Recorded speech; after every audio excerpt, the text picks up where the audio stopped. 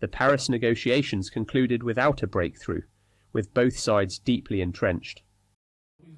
Kanak and Socialist National Liberation Front, FLNKS, insists on independence by September 2025, while loyalists demand respect for past referendums rejecting separation from France. Manuel Valls, France's overseas minister, will continue discussions in Nouméa from February 22nd, hoping to bridge the gap before the March 31st deadline for a settlement.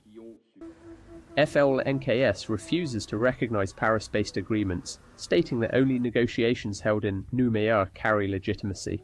Radical independence leaders demand full sovereignty, rejecting any middle ground. Moderate factions, Unipalika and Caledonia Ensemble, propose shared sovereignty, balancing autonomy with French oversight. Loyalists propose a federal system, dividing New Caledonia into 3 self-governing provinces under French rule, a plan FLNKS fiercely opposes. France struggles to balance competing demands, with tensions mounting ahead of the Nouméa talks.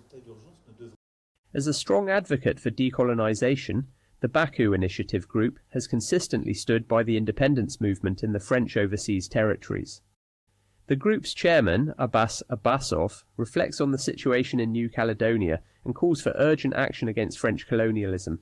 This lack of progress frustrates the Kanak people, who see these talks as delays rather than real efforts for justice.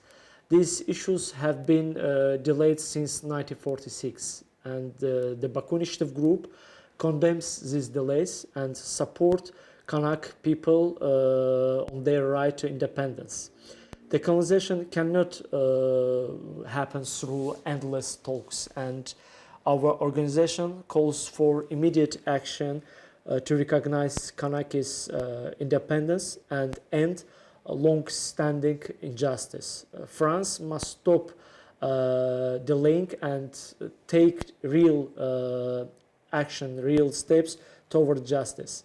We proudly remind that after Baku Initiative Group's fruitful and result-based activity, France was forced to discuss with Kanaks at least, and issue of the decolonization has returned to the global level.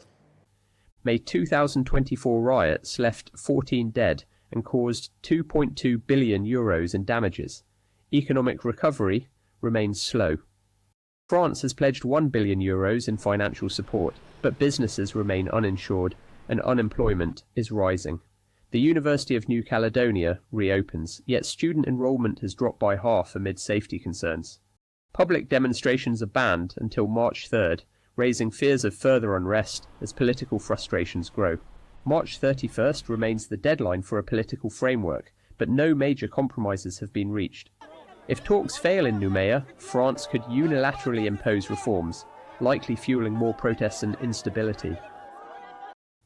With Kanak independence leaders pushing for international oversight, France faces pressure to ensure a transparent decolonization process.